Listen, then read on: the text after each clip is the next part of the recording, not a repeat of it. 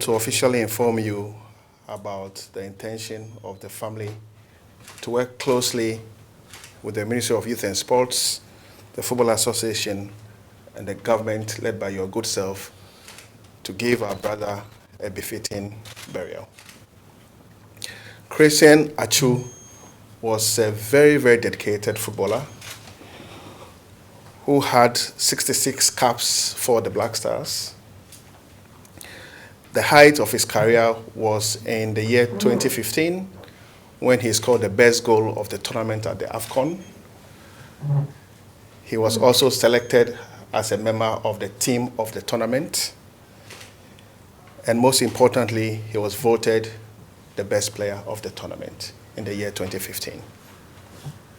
President Atsu served the Black Stars with all his heart. He served all national teams as and when he was called upon.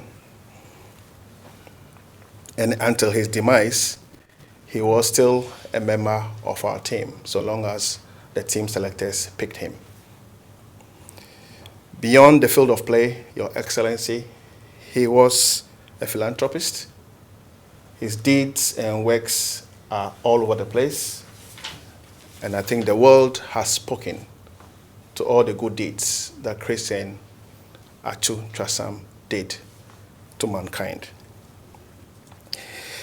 Your Excellency, the family is humbled to have been received by your good self, and we are ready to work closely with your good self to find a befitting resting place for our dear brother. Thank you very much.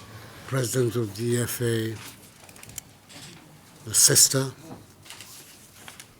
of President Atsu, and members of the delegation.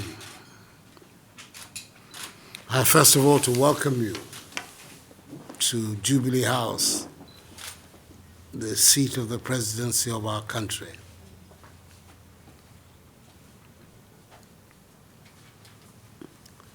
There are times when it is not pleasant to be in this chair. Today is one of them.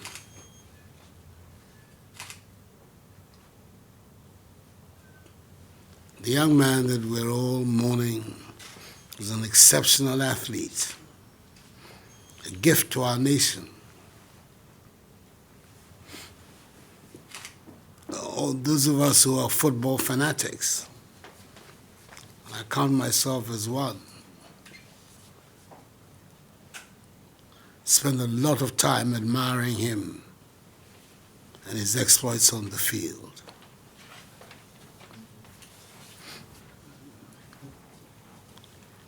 The news that came from Turkey as a result of this tragedy that occurred there was also a very tortuous experience for us, because initially we were made to understand that he was all right, and then came the concluding, defining news that indeed he had been called by the Almighty. It's a tragedy for his family, it's a tragedy for his community, and it's a tragedy for our country. I want to express to you, representatives of his family and of the football fraternity of Ghana, my deep condolence and sympathies for what has happened.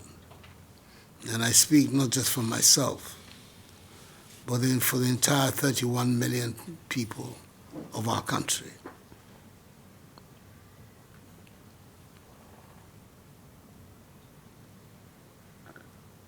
Fortunately for us, we have in Turkey a very dedicated, dynamic woman who's our ambassador, who spared no effort to make sure that not only was he located, but that decent arrangements were made for his repatriation to us here in Ghana. I thank God for that. Just as I thank God also for the cooperation of the Turkish authorities, who have proved that a friend in need is indeed a friend indeed. I've had the privilege of talking to the Turkish President Erdogan to express our collective thanks to Turkey and to his government for the assistance that they gave, not just in locating our compatriot, but also facilitating his return back home.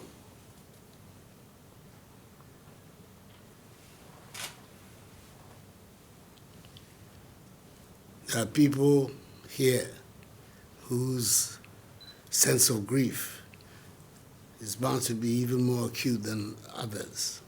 And I speak particularly about his twin sister,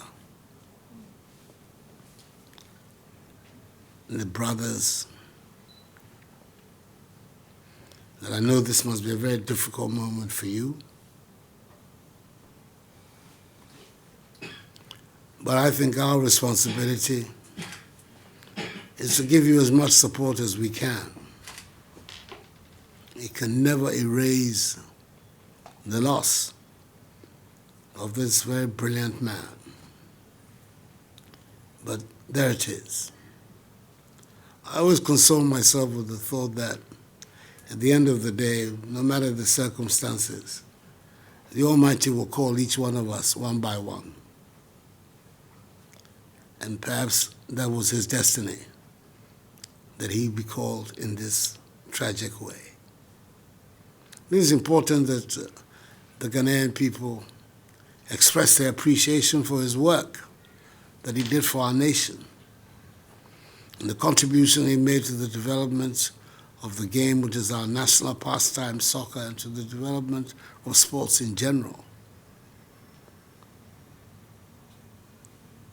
So I've asked the Chief of Staff, who unfortunately is outside our crowd today, to make sure that we organize a state-assisted funeral for Christian Atsu, depending on the date that you, the members of the family, and the GFA will select. And that everything will be done from the point of view of government to make sure that he's given a dignified exit. I think it's my duty and my responsibility as president to make sure that that happens.